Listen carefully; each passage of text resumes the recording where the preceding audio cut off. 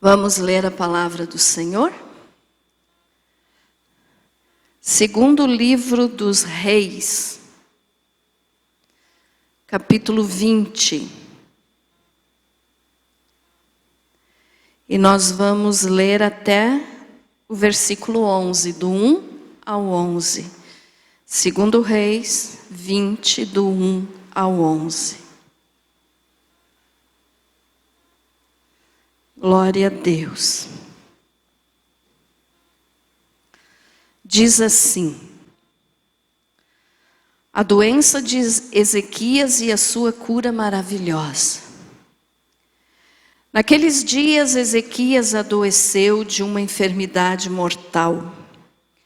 Veio ter com ele o profeta Isaías, filho de Amós, e lhe disse: assim diz o Senhor, põe em ordem a tua casa, porque morrerás e não viverás.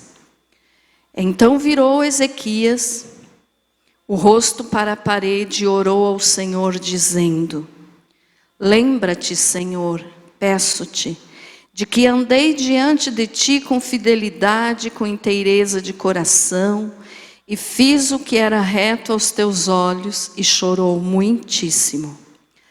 Antes que Isaías tivesse saído da parte central da cidade, veio a ele a palavra do Senhor, dizendo: volta e dize a Ezequias, príncipe do meu povo: assim diz o Senhor, o Deus de Davi teu pai.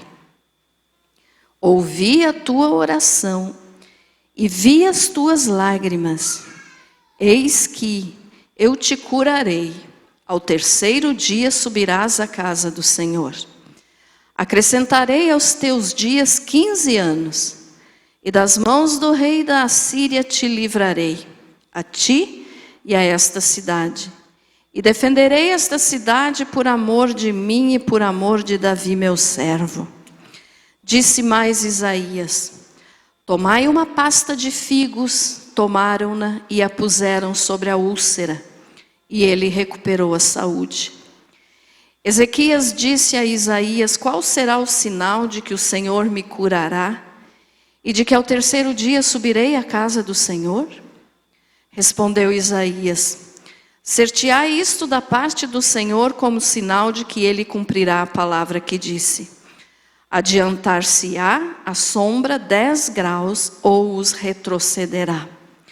Então disse Ezequias: é fácil que a sombra adiante 10 graus. Tal, porém, não aconteça, antes retroceda 10 graus. Então o profeta Isaías clamou ao Senhor e fez retroceder 10 graus, a sombra lançada pelo sol declinante no relógio de Acás. Querido Jesus, que esta palavra seja para engrandecer o teu santo nome. Que assim seja. Amém. Pode se assentar, irmãos.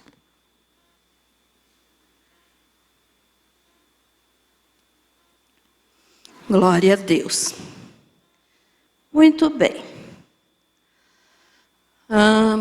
Antes de eu começar a explicar esse texto, eu quero só dizer para você que essa pregação eu já fiz aqui há um tempo atrás e que ela está no canal. Se você procurar lá no canal da Banda Seres, você vai encontrar a mensagem Põe em ordem a tua casa. Lá eu explico bem mais do que eu vou explicar hoje sobre determinado assunto. Mas hoje eu quero completar essa mensagem, então, colocando algumas informações da palavra que eu não dei naquela pregação, tá? Mas você pode encontrar lá, tá? Com o título Põe em ordem a tua casa, certo? Mas então hoje, para nós entendermos bem, nós temos que voltar a falar um pouquinho do que está lá já gravado, né? Do que nós já falamos. Então veja só. A doença de Ezequias e a sua cura maravilhosa. Quem era Ezequias? Ezequias era rei de Israel e ele foi um excelente rei. Ele foi um bom rei. ele consertou, podemos dizer assim, tudo aquilo que tinha sido feito de errado no reino de Israel, com relação a ídolos, a adoração a imagens, a postes ídolos. Então Ezequias tirou os postes ídolos, tirou a idolatria e fez com que o povo clamasse ao Deus verdadeiro. Então ele foi um bom rei. Mas teve uma coisa que eu vou falar daqui a pouquinho, que Ezequias errou e que nós temos que aprender com o erro dele para nós não errarmos. Tá, irmãos? Mas então veja só, ele estava doente, ele tinha uma úlcera. E Deus enviou então o profeta Isaías falar com ele, dizendo: ponha em ordem a tua casa, Ezequias, porque você vai morrer, você não vai viver. E o que Ezequias fez? Aqui no versículo 2 diz assim: então virou Ezequias o rosto para a parede e orou ao Senhor dizendo: lembra-te, Senhor, peço-te, de que andei diante de ti com fidelidade, com inteireza de coração, e fiz o que era reto aos teus olhos, e chorou muitíssimo. Então, quando Ezequias falou isso aqui para Deus, na sua oração, é como se ele estivesse dizendo assim para o Senhor: Senhor, o Senhor me conhece, me trate como eu te tratei a minha vida inteira. Em outras palavras, podemos entender que foi isso, né? Agora imagine só, quantos hoje podem fazer esse tipo de oração que Ezequias fez? Porque tem que ter muito cuidado nesse tipo de oração, porque se nunca levou Deus a sério, não pode fazer esse tipo de oração, porque senão Deus vai dizer: ah, você quer que eu te trate como você me tratou? E então tá. E aí, né? Alguma consequência vem. Então, para fazer essa oração aqui, tem que realmente estar consciente do que, a maneira, né, de que serviu a Deus, se foi com inteireza de coração, como falou o rei Ezequias.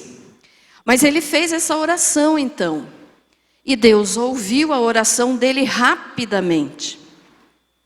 Tem orações que a gente leva um tempo para receber a resposta. Tem outras que Deus não responde. Já preguei aqui sobre as orações que Deus não responde. E tem orações, então, que a resposta vem de imediato, como foi aqui a oração de Ezequias. Então ele orou, né? Se virou para a parede, ele estava, provavelmente, imaginamos aqui, né? Que ele estava deitado, doente. E ele se virou para a parede então e disse: Senhor, o Senhor sabe o jeito que eu agi contigo a minha vida inteira, que eu te servi de coração. E aí Deus já respondeu. Então a resposta de Deus foi no mesmo momento. E Isaías ainda não tinha ido embora, ainda estava ali por perto, né? Não tinha, como diz aqui, no versículo 4, ele ainda estava na parte central da cidade e Deus falou com Isaías de novo e disse: volte lá, Isaías, porque agora tem mais um recado para Ezequias. E daí ele voltou lá e disse, né, o que Deus tinha falado: ouvi a tua oração e vou acrescentar mais 15 anos de vida para você. Então veja só, a gente não sabe, né, o dia que nós vamos morrer, nós não sabemos. Mas Ezequias sabia. Ele não sabia o dia, o momento exato, mas ele sabia que ele tinha mais 15 anos.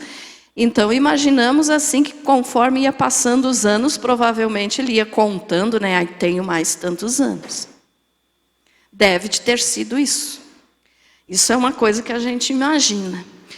Mas ele então, né, nesses 15 anos a mais que Deus deu para ele, ele tinha de obedecer a ordem que Deus deu no início para ele, que era o quê? Põe em ordem a tua casa. E Ezequias então, né, continuou sendo rei, fez muitas coisas boas para a nação de Israel. Mas tem um detalhe aqui que nós temos que entender. Nós lemos até o 11. No versículo 12, não vou ler, mas vou só resumir então para você. No versículo 12, então chegou uma embaixada da Babilônia para visitar Ezequias, porque o rei da Babilônia, né, então ficou sabendo que Ezequias tinha estado doente e mandou lá então uma comitiva de autoridades da Babilônia para visitá-lo. Diz ali, nesse tempo, Merodach-Baladã, filho de Baladã, rei da Babilônia, enviou cartas e um presente a Ezequias, porque soube que estivera doente.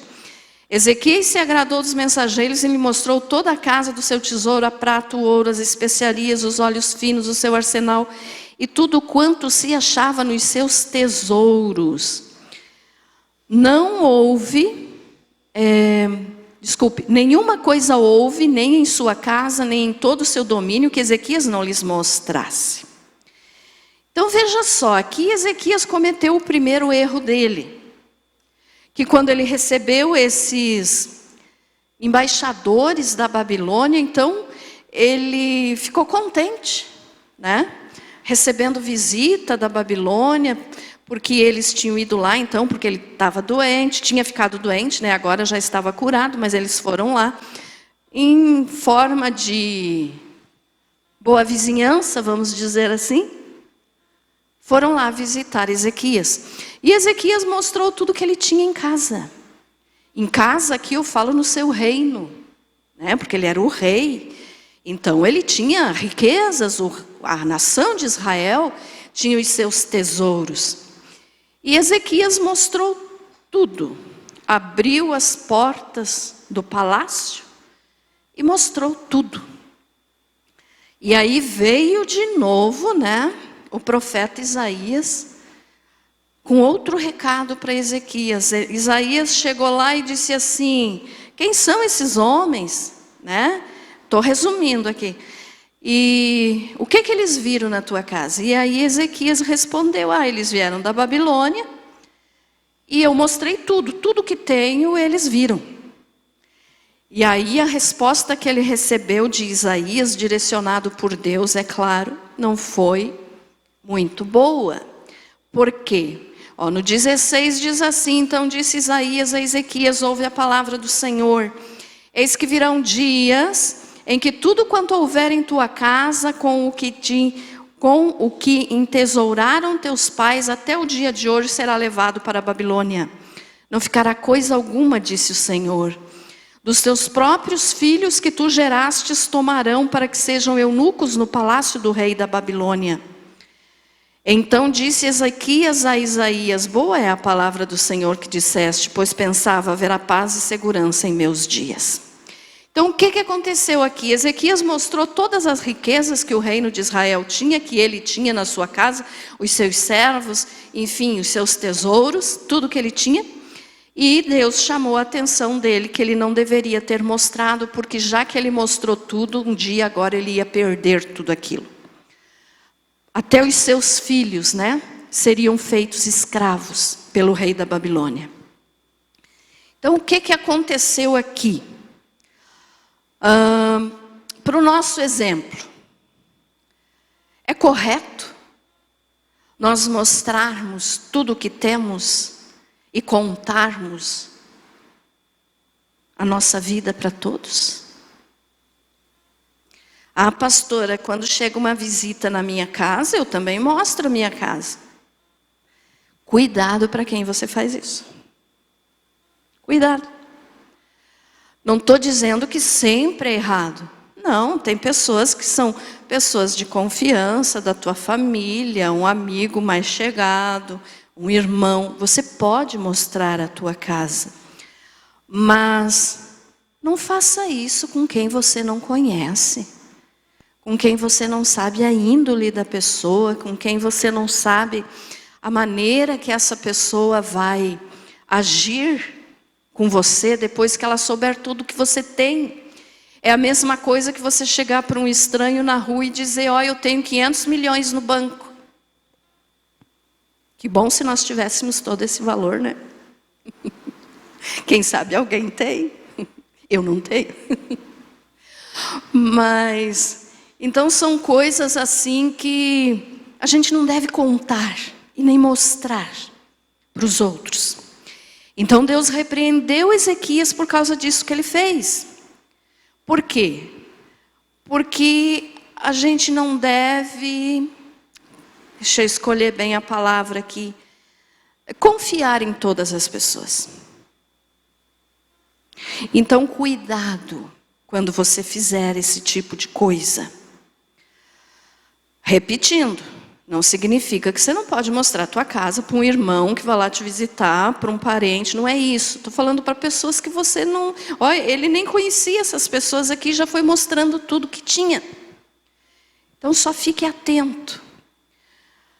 E aí, no versículo 19, depois que ele recebeu essa palavra de repreensão, ele teve uma resposta que foi o seu maior erro. Então ele já tinha errado em mostrar tudo o que tinha. E agora ele errou de novo quando ele disse assim, ó, no versículo 19, então disse Ezequias a Isaías, boa é a palavra do Senhor que disseste, pois pensava, haverá paz e segurança em meus dias. O que ele entendeu com isso?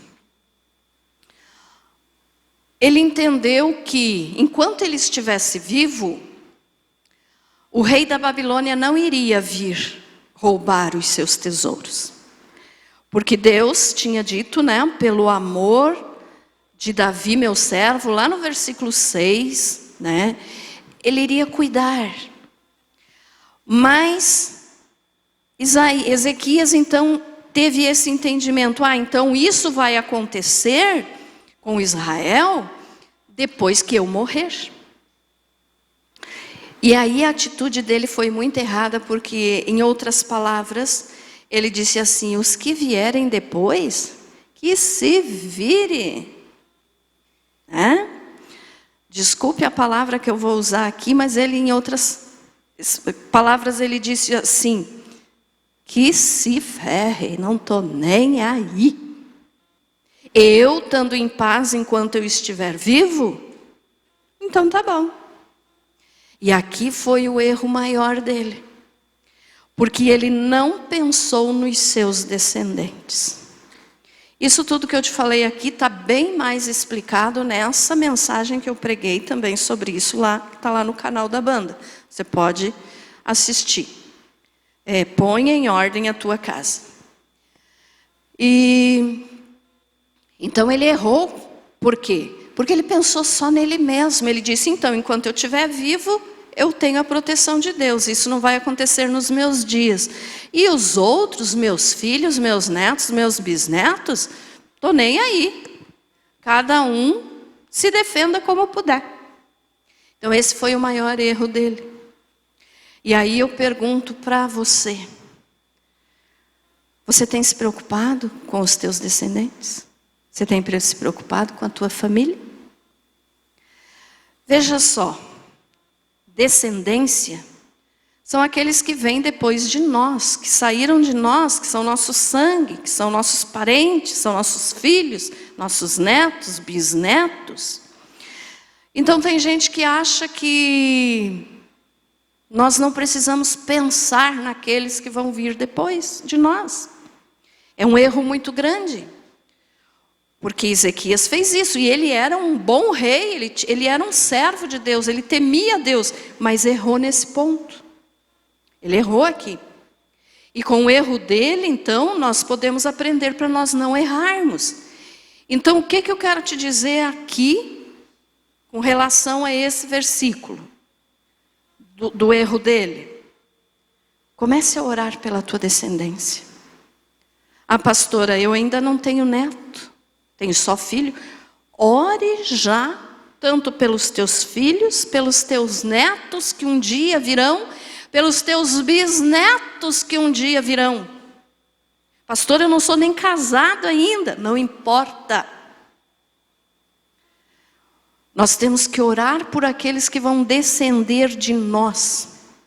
Nós temos que pensar no futuro daqueles que ainda nem nasceram. Ah, mas não é errado orar por alguém que ainda não nasceu? Não, não é. Porque o Senhor vai dar filhos, vai dar netos, vai dar bisnetos para todos nós um dia, né? Antes do Davizinho nascer, eu já orava por ele. Então já ore. Pastor, eu ainda não tenho neto. Ore. Pastor, eu ainda não tenho bisneto. Bisneto eu também não tenho ainda. Mas eu já oro pelos meus bisnetos. Aí se Jesus voltar antes de a pastora ter bisneto, aí não tem mais necessidade de orar. Mas enquanto eu estava aqui, eu fiz a minha parte. Então quer dizer, toda aquela minha descendência que vier ainda, já vai vir debaixo da bênção de Deus. Se você orar hoje pelos teus filhos que um dia vão vir, pelos teus netos que um dia vão vir, quando eles nascerem, eles já vão nascer abençoados. Amém, irmãos? Então ore. Não é errado você orar por alguém que ainda não nasceu. É errado você errar por quem já morreu. Isso é errado, é pecado, Deus não aceita.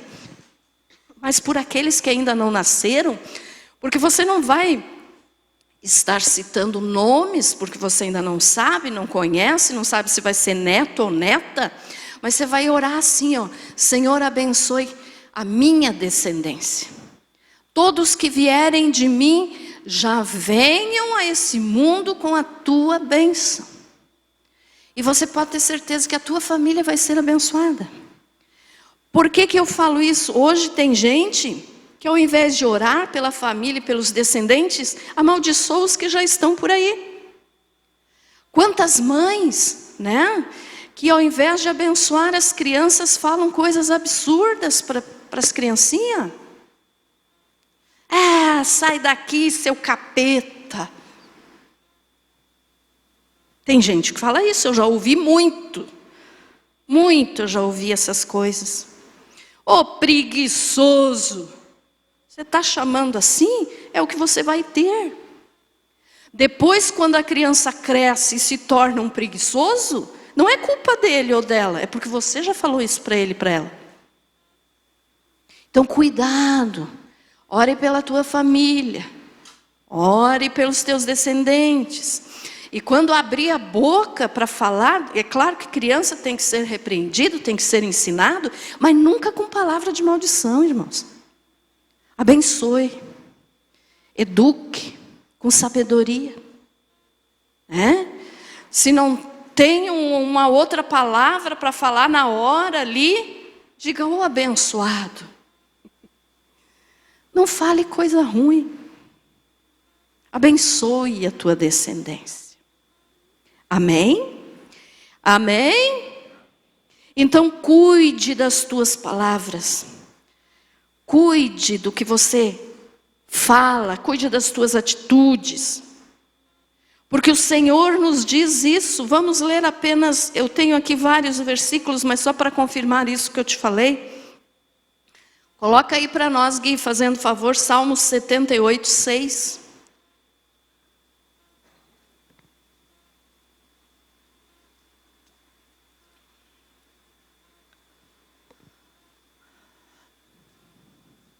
Para que as soubesse a geração vindoura, os filhos que houvessem de nascer, os quais se levantassem e as contassem aos seus filhos. Se você ler todo o texto, você vai ver que aqui está falando que Deus está dizendo que nós temos que contar as coisas a respeito de Deus para os nossos filhos. Tem outros versículos aqui, que Deuteronômio 6, Deuteronômio 30, nós não vamos ler, mas eu vou só te dizer o que significa. Então aqui está dizendo, ó, aqueles que ainda vão nascer. Deus está dizendo que você tem que falar, ensinar sobre Deus para os teus filhos. A Bíblia usa a palavra inculcar. O que é inculcar? Em Deuteronômio você vai achar essa palavra. Se tu quiser ler depois na tua casa, é 6, do 1 ao 9. Inculcar. Quer dizer, você vai pôr na mente das crianças coisas boas, e você vai ensinar a respeito de Deus para que elas possam crescer na presença de Deus. Então, cuidado das coisas que você fala para os teus filhos, para os teus netos. Isso aqui era o que Ezequias tinha que fazer. Põe em ordem a tua casa. Para Ezequias, esse põe em ordem a tua casa era com relação à família. Tá? Eu quero que você guarde bem isso. Para Ezequias aqui estava se falando a respeito da família. Agora eu vou entrar numa outra área que eu já vou explicar. Mas aqui estava falando para Ezequias que ele tinha que pôr em ordem a família dele. Veja só, nesses 15 anos que Deus deu para ele, ele teve um filho chamado Manassés. Fazia 3 anos que Deus tinha curado ele, nasceu esse Manassés, que é conhecido por quem estuda a Bíblia de o pior homem do mundo. A pior pessoa que já existiu foi o filho de Ezequias, o rei Manassés, que assumiu o reinado de Israel quando Ezequias morreu. E ele reinou 55 anos sobre Israel e foi o pior homem que já existiu. Então, por que Deus tinha dado essa ordem para Ezequias? Põe em ordem a tua casa. Porque ele precisava pôr em ordem a família dele. Ele disse que haja paz nos meus dias, então os meus filhos que se virem. E aí foi o erro dele. Porque o filho dele foi o pior homem que já existiu. A Bíblia nos diz isso. Então ele não valorizou, ele não ensinou, ele não cuidou da família dele. Veja só o detalhe, quantos hoje em dia que querem ganhar o mundo pregando o evangelho? Quantos pastores existem que querem ganhar o mundo, mas perdem a família, porque não cuidam da família? Um exemplo bíblico que nós temos, o rei Davi. O rei Davi ganhou o mundo da época, podemos dizer assim, ele nunca perdeu uma batalha. Mas ele perdeu a família. Ele não cuidou da família. Já um outro exemplo, nós temos o exemplo de Noé. Noé, vocês sabem que Noé construiu a arca, e só entrou na arca com ele a família dele. Ele não ganhou mais nenhuma outra pessoa para ser salvo do dilúvio. Então ele perdeu o mundo, podemos dizer assim, mas ele ganhou a família. Então o que é importante para nós, irmãos? É a família. Amém? Então cuide da tua família. Pastor, eu ainda sou solteiro, eu ainda sou solteira, não tenho filho, não tenho neto. Mas se Jesus demorar mais um pouco para vir nos arrebatar, você vai ter. Então já ore pelos teus descendentes. Ore pela tua descendência. Não cometa o erro de Ezequias. Porque Manassés fez tudo o contrário do pai dele. O pai dele tirou os ídolos, ele botou os ídolos. O pai dele fez o povo orar a Deus, ele fez o povo orar a idolatria. Ele sacrificou o filho dele, ele matou o filho dele, queimou e consagrou os demônios. Então, tudo de bom que Ezequias fez, o filho dele, Manassés, fez o contrário. Por quê? Porque Ezequias achou assim, enquanto eu estou vivo, então tem paz, está ótimo. Ele pensou só nele nesse momento, mesmo tendo feito milhões de coisas boas. Mas ele pensou só nele, ele não pensou na descendência dele. Então ele errou. E o filho foi a pior pessoa do mundo. Então que nós possamos ter esse entendimento. Tá? Eu precisava te explicar isso aqui, para agora isso aqui tudo está na mensagem lá. Agora eu preciso entrar no assunto que eu quero te falar hoje. Mas eu precisava fazer você lembrar disso aqui. Então veja só. Para Ezequias, o põe em ordem a tua casa era a família. E serve para nós. O Senhor fala isso para nós hoje. Põe em ordem a tua casa. Mas, agora eu quero falar um pouquinho a respeito do que fala em 2 Coríntios 5:1. Algumas pessoas podem dizer assim, a pastora está espiritualizando tudo, porque a ordem era para Ezequias pôr a família, né, cuidar da família. Mas só que a Bíblia vai além. Então vamos ver o que fala em 2 Coríntios 5:1. E aí então começa a pregação de hoje, tá, irmãos? Isso aqui tudo eu precisava falar para você entender. 2 Coríntios 5:1 diz assim, ó: porque sabemos que se a nossa casa terrestre deste tabernáculo se desfizer, temos de Deus um edifício, uma casa não feita por mãos, eterna, nos céus. Sabemos que a nossa casa terrestre. Quando Deus falou para Ezequias, põe em ordem a tua casa, eu posso usar esse mesmo texto de Ezequias para falar agora desta casa terrestre, que é o quê? Nós, o nosso coração. Nós somos uma casa. E com esse entendimento, então, eu quero passar algumas coisas para você, de que essa nossa casa terrestre, que um dia vai acabar. O que está falando aqui? Ó? Deste tabernáculo se desfizer, significa o quê? Quando nós morrer. Um dia esse corpo vai deixar essa vida. Então, quando essa casa terrestre deste tabernáculo se desfizer, temos de Deus um edifício, uma casa não feita por mãos, eterna nos céus. Então está falando o quê? Aquele que aceita Jesus depois da morte, mesmo essa casa aqui, essa casca, que é o nosso corpo, que é o nosso coração, mesmo depois que nós morrermos, nós vamos ter a nossa casa eterna, com Jesus no céu. Então essa é a nossa esperança e nós podemos ter certeza de que isso vai acontecer. Então, usando esse texto bíblico que fala que nós somos também uma casa, eu quero usar o mesmo versículo de Isaías para dizer para você e para mim também. Eu uso você porque eu estou falando para você, mas eu entro junto. Então, para dizer para você, põe em ordem a tua casa. Que casa, pastora? Essa aqui. Por quê? Porque um dia nós vamos morrer. Entendido isso, irmãos? Então, põe em ordem a tua casa, porque morrerás e não viverás. Foi o que Deus falou para Ezequias. Então, nós temos que colocar em ordem essa nossa casa, porque um dia nós vamos morrer. Para nós não passarmos pela morte, é só se estivermos vivos no momento do arrebatamento da igreja. Então, se Jesus voltasse buscar a igreja agora, nesse exato momento, nós não passaríamos pela morte, nós seríamos transformados, glorificados e subiríamos. Não passamos pela morte.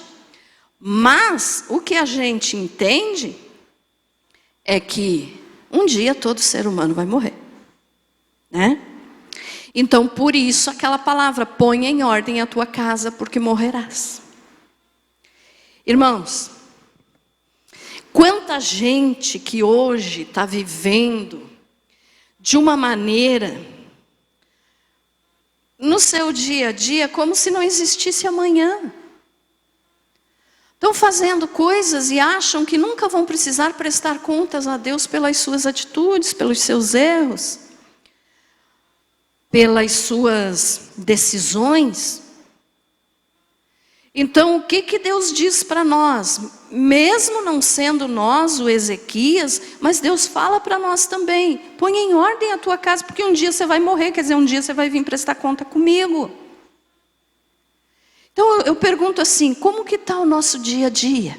Como é que está o teu dia a dia, meu irmão? Como que está a tua casa?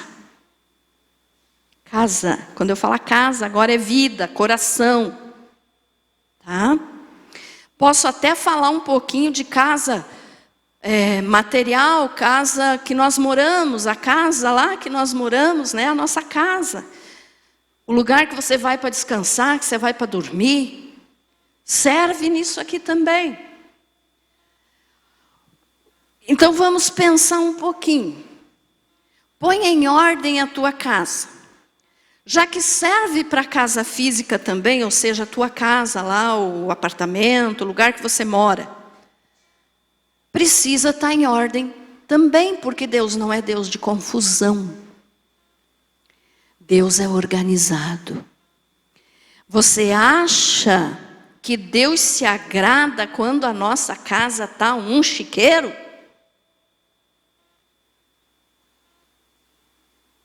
Não. Eu já vou chegar no ponto alma, tá? Mas isso aqui também está dentro da mensagem. Então, como que está a tua casa agora? Se chegar uma visita hoje na tua casa, você vai precisar sair juntando sapato aqui, roupa ali, louça aqui, escondendo. Ou está tudo em ordem? Ah, pastora, o que isso tem a ver com salvação? Tem, irmãos.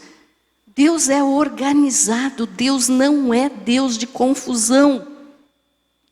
Olhe bem, que eu quero falar para você.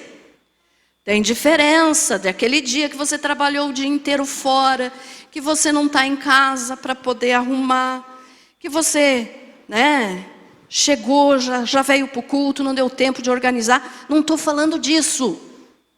Estou falando daquelas pessoas que vivem assim. Que vive na porquice. Desculpe a palavra. Mas quem gosta de porquice é o diabo. Os demônios gostam de porquice. Para onde que eles pediram para Jesus, para eles irem, quando Jesus expulsou eles do homem de Gadara? Para os porcos. Então aqui, põe em ordem a tua casa, também é a casa física. A casa material, onde você mora. Deus se importa com isso? Se importa. Mas volto a repetir, tem diferença. Hoje não deu tempo. Então não estou em pecado porque hoje não deu tempo de eu lavar a louça. Não é isso, irmãos. Mas é aquela pessoa que vive assim. É desorganizado. Quando abre o roupeiro lá, cai tudo. E isso acontece também, Eu entendo isso. Comigo também acontece. Às vezes eu estou com pressa para vir para a igreja, quero pegar uma roupa que está bem lá atrás, às vezes cai tudo. Mas aí tem diferença de acontecer isso, e quando você chega, você arruma, do que aquele que já está acostumado a viver assim, e só vai enrolando e jogando, enrolando e jogando, enrolando e jogando. Ai, pastora, eu não vim na igreja para falar de guarda-roupa. Se você é um cristão, você tem que ouvir isso também. Porque são as tuas atitudes. Você acha que Jesus era desorganizado?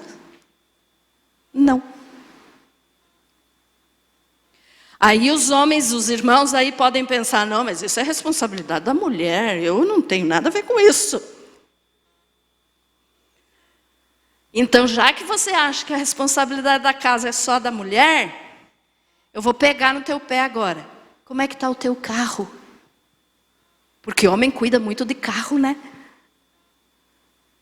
Como é que está o teu carro? Será que quando entra, você tem que sair batendo assim para poder sentar, porque vai sair cobra, lagarto, rato, sapo?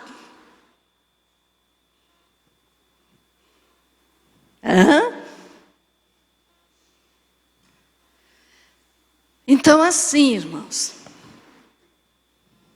Deus não é Deus de confusão.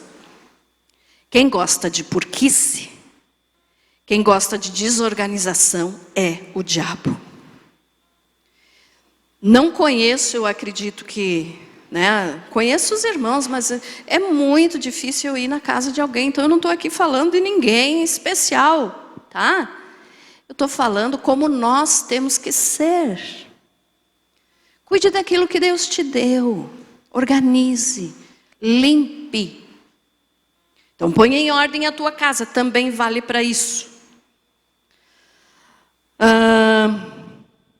Outra coisa, põe em ordem a tua casa, porque morrerás e não viverás.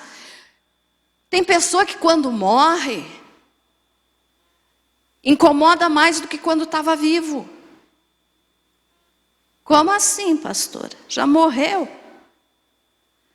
Porque deixou os que ficaram vivos cheios de dívida.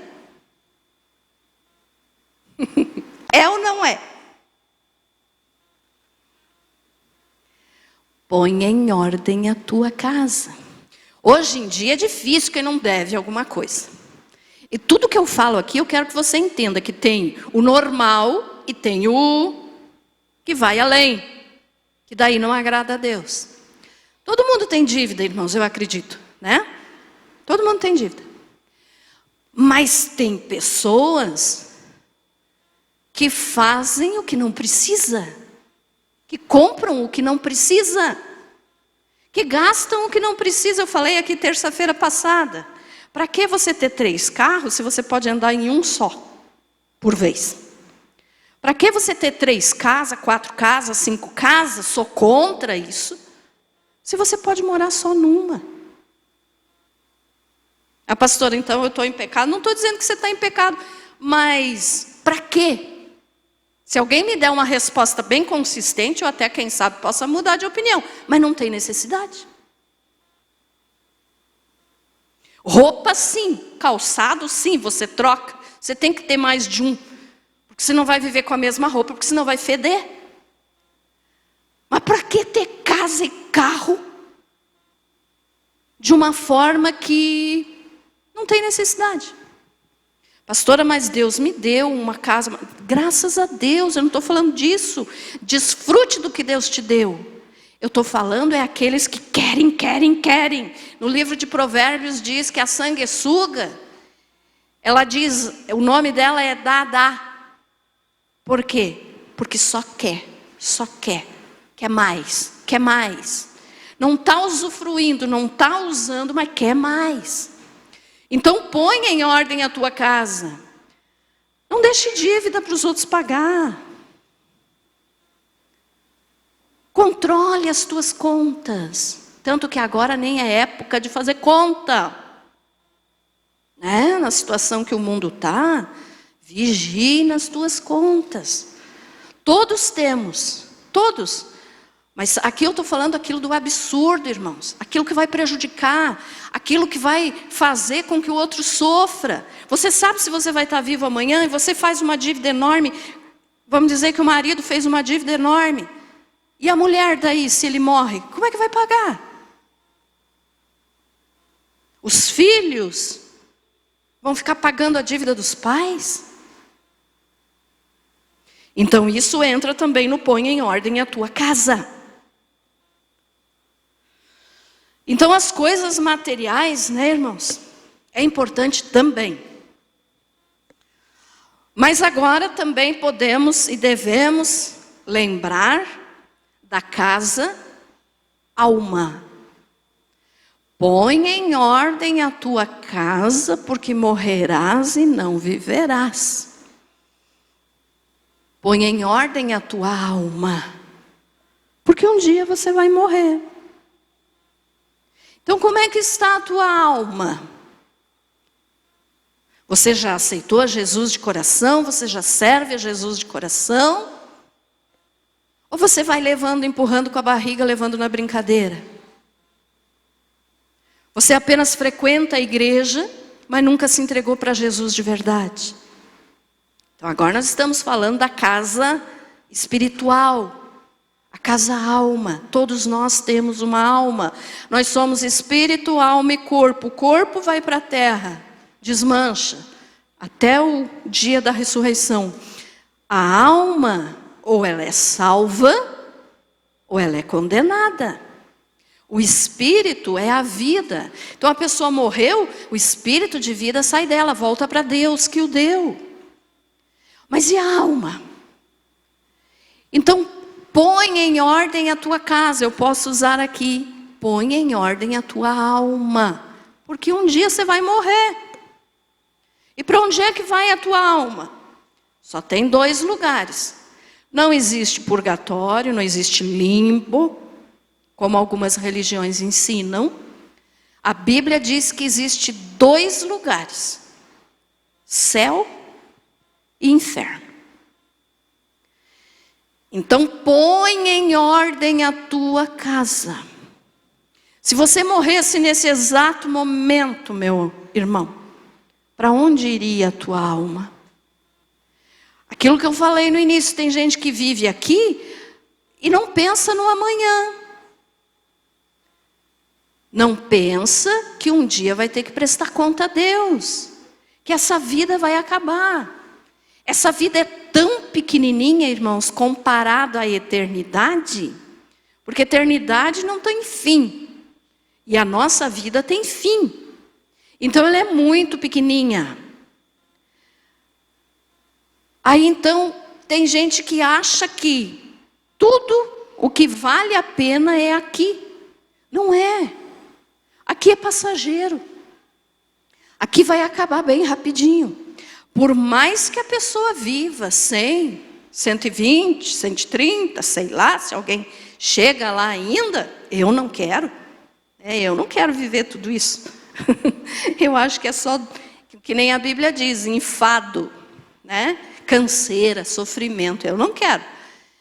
Mas, se alguém viver 200 anos, ainda será pouco tempo comparado à eternidade. Então, a vida aqui nessa terra, ela é pequenininha. Aonde você vai depois que você sair daqui? Se teu coração parar de bater nesse exato momento, no outro segundo, como eu tenho ensinado aqui para vocês, quando a pessoa morre, é no outro segundo, é assim, ó, é no piscar de olhos. Ela está aqui agora, morreu, o coração parou, no outro fração de segundo ela já vai estar no lugar eterno dela, ou no céu, ou no inferno. Então, para onde vai a tua alma? Ponha em ordem a tua alma, ponha em ordem a tua casa. Pastora, você está falando disso, mas para Ezequias era arrumar a família. Sim, mas em 2 Coríntios fala que nós temos uma casa terrestre. Então põe em ordem essa tua casa terrestre. Porque o dia que ela se desfazer aqui, você vai ter um tabernáculo eterno no céu com Jesus, um edifício. Mas quem não coloca a casa aqui em ordem, na eternidade vai sofrer. E daí vai se lembrar de todas as oportunidades que teve e não quis mudar de vida. Então viver para Jesus, meus irmãos, não é simplesmente frequentar uma igreja de vez em quando. Viver para Jesus foi aquilo que eu falei semana passada. Quem é que estava aqui terça passada? Que eu falei sobre andar com Deus. Lembram? Então, aceitar a Jesus é andar com Deus. Todos os dias, todos os minutos, todos os instantes. É não se desviar nem para a direita nem para a esquerda. Ah, pastora, mas eu peco. Claro que sim, todos nós pecamos. Mas o pecado, desculpe, do cristão tem que ser por acidente. Pecamos. Ah, Senhor, me perdoe. Mas tem diferença daquele que vive em pecado. É o mesmo exemplo que eu dei aqui, para você cuidar da tua casa material, lá do lugar que você mora. Pode estar bagunçado um dia ou outro. Isso acontece com todo mundo. Mas viver na bagunça, viver na porquice é diferente. Então é a mesma coisa, nós pecamos. Mas o nosso pecado, depois que nós aceitamos a Jesus, tem que ser um acidente. Quer dizer, quando você viu, você fez. Mas você se arrepende. Você não vive na prática do pecado. Então andar com Deus é isso. É pôr em ordem a tua casa em todos os aspectos. Família, casa material e casa alma principalmente. Estão entendendo, irmãos, a diferença das 3 coisas que eu falei? Amém? Então veja só. Você é importante para Jesus. Se nós não fôssemos importantes para o Senhor, Ele não teria morrido por nós. Então valorize o que Deus te deu. Valorize a salvação que Deus te oferece. Viva para Ele. Viver para Deus, andar com Deus como Enoque andou, como Abraão andou, que foi chamado de amigo de Deus. Enoque foi recolhido vivo para o céu, está lá vivo até agora. Por quê? Porque ele andou com Deus, ele parecia mais com Deus do que com o mundo. E nós não somos mais daqui, irmãos. Nós estamos aqui, mas não somos daqui. Pastora, tá, eu vou cuidar da minha alma, vou cuidar da minha casa, vou cuidar da minha família. Parabéns. Mas daí você pode dizer assim, mas minha família é tão problemática. Não existe uma família no planeta inteiro que não seja problemática. Toda família tem problema. Às vezes você olha a casa do vizinho e diz, mas como são felizes, né? Vivem bem. Será? Aquele ditado, a grama do vizinho sempre é mais verde. Mas será que eles vivem bem? Você acha que eles não têm problema? Às vezes tem problemas maiores que os teus. Então não existe família perfeita. Então vai ter problema na família? Vai, mas cuide da tua família. Pastora, falando da casa física. A minha casa é muito simples, pastora. Não é uma mansão. Não importa. Cuida dela a mesma coisa. Foi Deus que te deu, é ali que você está dormindo, descansando, o teto sobre a tua cabeça. Então valorize o que Deus te deu. Lembrando de um detalhe. Por mais pobre que a pessoa seja, que eu acho que aqui não tem ninguém nessa situação, mas por mais pobre que a pessoa seja, tem diferença entre ser pobre e ser porco. Concordam comigo? Então cuide da tua casa física também. Cuide. Não precisa ser mansão. Coisa mais linda é a gente ver uma casa bem simples, mas limpa. Né? Às vezes, eu lembro disso porque fez muita parte da minha infância. Os nossos copos de tomar água na casa do meu pai e da minha mãe, às vezes eram feitos de latinha. Mas como a água ficava gostosa naquela latinha. Quem é que lembra daqueles copinhos feitos de latinha? Mas era limpo, gente. Eu lembro até hoje, quando eu vou estender lá minha roupa branca, eu lembro da minha mãe, era a coisa mais linda, ver ela estender aqueles panos de prato dela, assim, tudo branquinho. Nós não era rico. Não sou até hoje. Mas para ser caprichoso não precisa ser rico. Eu lembro de uma senhora lá no bairro São Miguel, lá em Lages, quando eu morava lá. O pastor sempre brincava comigo, dizia que eu fazia que nem ela. Eu nunca cheguei a fazer isso, mas ele brincava comigo dizendo que eu fazia. Uma senhora bem idosa. Gente, ela lavava as telhas da casa. E não é lavar com a mangueira de vez em quando a gente faz isso.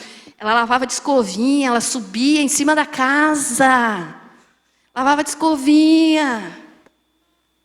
O chão era de madeira, mas era aquele chão, coisa mais linda, que você não via um pinguinho de sujeira. Uma vez ela me convidou para almoçar na casa dela. Eu não esqueci até hoje, gente, do que eu comi na casa dela. E eu comi com tranquilidade. Sabe aquela comida que você come assim, sabendo que está tudo limpinho, tudo arrumadinho, porque você come tranquilo? Era feijão com moranga. Coisa mais boa. Então cuide daquilo que Deus te deu. Você não precisa ser rico para você querer ser caprichoso. Ah, quando eu tiver uma casa linda, eu vou cuidar. Não. Deus disse, se você for fiel no pouco, sobre muito te colocarei. Amém? Não é o que você tem que vai transformar aquilo que você é. Então tá, a família, a casa e a alma. Das três, a alma é a mais importante. Mas as outras são necessárias. Põe em ordem a tua casa, porque morrerás e não viverás. Ai, pastora, eu vim para a igreja para ouvir uma palavra de força, de ânimo, e você está dizendo que eu vou morrer? Eu não. Estou dizendo que o que é certo, que a Bíblia fala que um dia todos vamos. Então vamos viver, né, de acordo com a palavra de Deus. E uma última coisa que eu quero falar, eu já vou encerrar. Falei da alma, mas quero deixar isso aqui mais específico. Põe em ordem a tua mente, que também entra na mesma alma. Porque a alma é psique, é o que nós somos, mas a mente, irmãos, por que eu vou falar especificamente da mente? Porque o inimigo hoje está usando muito, ele está atacando muito na mente das pessoas. Com todos os problemas que está acontecendo no mundo hoje, o inimigo está agindo muito na mente das pessoas, colocando desânimo, fracasso, colocando desespero. E ele quer dominar a mente das pessoas. Ele quer dizer, não sirva a Deus, não adianta. O que adianta você ir na igreja? O que adianta você servir a Deus? Olha os problemas que estão acontecendo na tua vida. Mas é melhor ter problemas junto com Deus do que ter problemas sozinho e não ter a ajuda de Deus. Problemas todos nós vamos ter. Então cuide da tua mente. O diabo está agindo muito nesses dias de hoje para atacar na mente das pessoas e principalmente dos jovens. Principalmente dos jovens. Não deixe que isso aconteça com os teus filhos. Voltamos lá, cuida da família. E cuide da tua mente. Pastora, como que eu posso cuidar da minha mente? Efésios 6, do 11 ao 18, fala sobre a armadura de Deus. E se eu for falar sobre isso aqui agora, dá uma outra mensagem, nós vamos sair daqui à meia-noite. Mas a armadura de Deus, uma das partes dessa armadura é o capacete. Um soldado não pode ir para a guerra sem capacete. Deus nos dá. O que é isso? O Senhor blinda a nossa mente, Ele protege, Ele guarda. E como é que a gente faz isso? Lendo a palavra. Quando você lê a Bíblia, você tem defesa contra o inimigo. Se você não lê, você não tem como se defender. Porque você não conhece. Então cuide da tua mente, põe em ordem a tua mente. Os teus pensamentos, o desejo do teu coração. Não permita que o inimigo vença os teus pensamentos. Abandone os vícios. Se você tem vícios, irmãos, lute contra. Lute contra.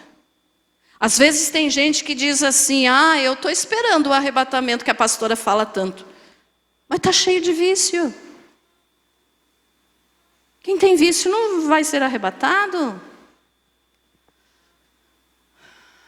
E não sou eu que falo isso, porque quem destrói o templo do Espírito Santo, a nossa casa eterna, não vai ser salvo. E o vício destrói o corpo. Então abandone tudo aquilo que te afasta de Deus. Ponha em ordem a tua vida. Tudo aqui que tem relação com a tua casa. Ponha em ordem a tua vida. E se prepare para se apresentar diante do Senhor um dia. Amém? Você foi abençoado com essa palavra?